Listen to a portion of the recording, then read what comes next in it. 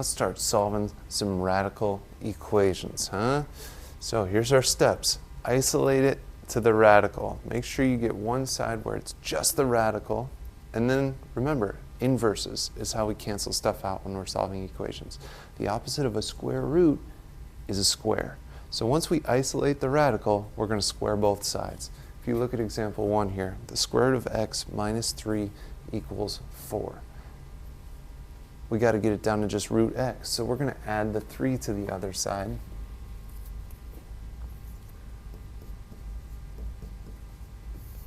Square root of x equals 4 plus 3 is 7. Cancel out the square root by squaring. We square both sides. Just comes out to x. 7 squared is 49. Check your answers for sure. Now when you are doing, let's see, square root of 49 minus 3 equals 4. When you are checking your answers with square root equations, technically the square root of 49 could be 7, and it could also be negative 7. But when you check your solutions, you're supposed to use the principal square root, the positive version of it. Square root of 49, we're just going to say positive 7. Is 7 minus 3 4? Yes, it is. Here's things to look for. Once you isolate your square root, we'll get there when we get there. I'm getting a little ahead of myself. Oh, sorry. All right. Example 2. Square root of x plus 7 equals 12. We got to get rid of that plus 7, dude. Minus 7, minus 7. Square root of x equals 5. Here's what I was about to spoil for you. Once you get it down to the square root of something, it has to equal a positive number on the other side. If it's like the square root of x equals negative 5, you just say, no solution, and you're done. But here, we'll square both sides. X, oh my goodness. X equals 5 squared is 25. We should definitely check that in the original.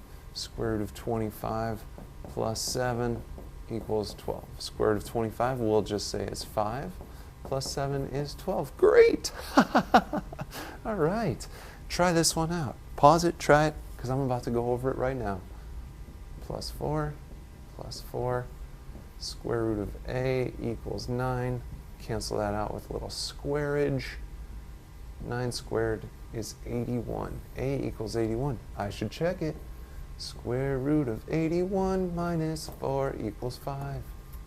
We're going to say the square root of 81 is 9, and 9 minus 4 is indeed 5. Here we go.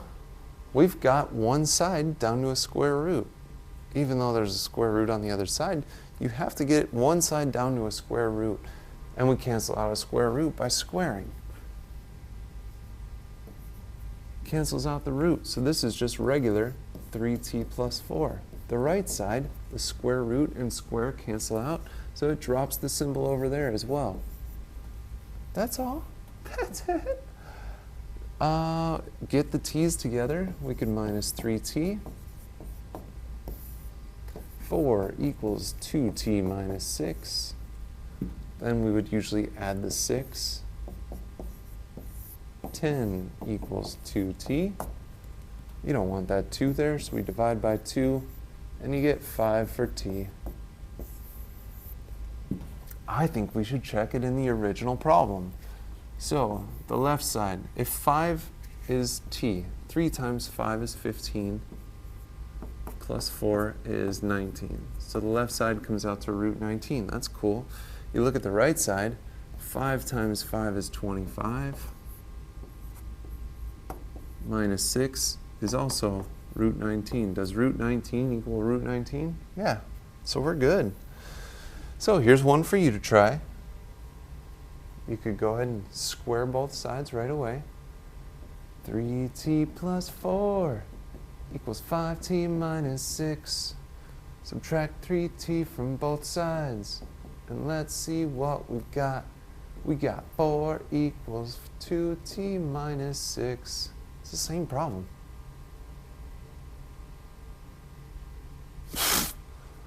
Took me that long to realize it. It's the exact same problem. I don't know what's going on here. Same, 5. Weird. All right.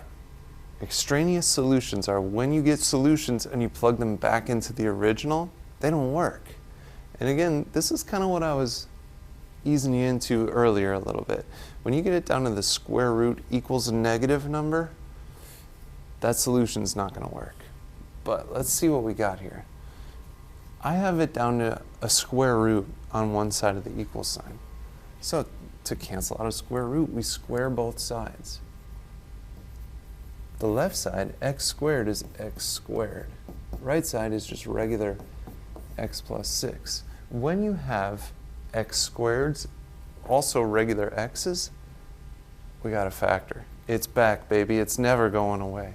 Or you could do the quadratic formula or completing the square. Factoring is going to be the fastest. Now, when you're solving by factoring, remember you have to get it equal to 0. So to get the x to the other side, you would have to subtract it. To get the positive 6 to the other side, you would also have to subtract that. So we have x squared minus x minus 6 equals 0. We need them to multiply to negative 6. That means one would have to be a positive, one would have to be a negative. They have to add up to negative 1, meaning they have to be 1 apart. Factors of 6 that are 1 apart are 3 and 2. To make them add up to negative 1, it'd be minus the 3 plus the 2. Now in theory, at this point, we set up two equations. We said x plus 2 equals 0, x minus 3 equals 0, but I was fine with you, once you got in the rhythm, going straight from this to the answer.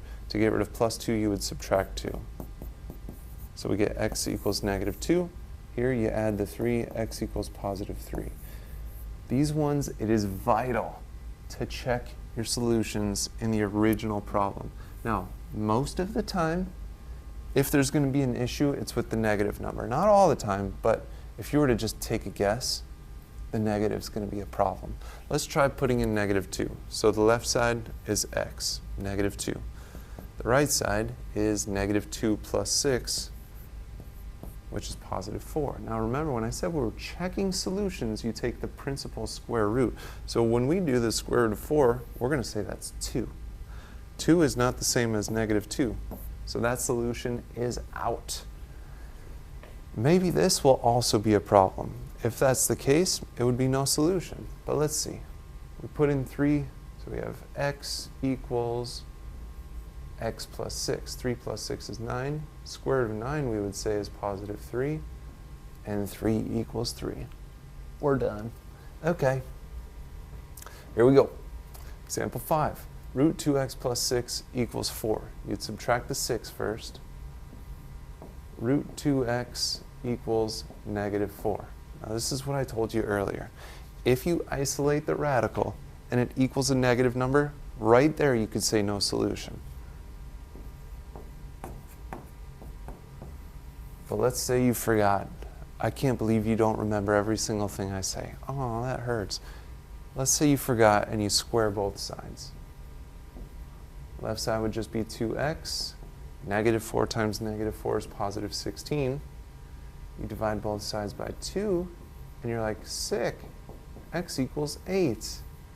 And then you're like, hey, I do remember Mr. Plant saying I should check my solutions in the original problem.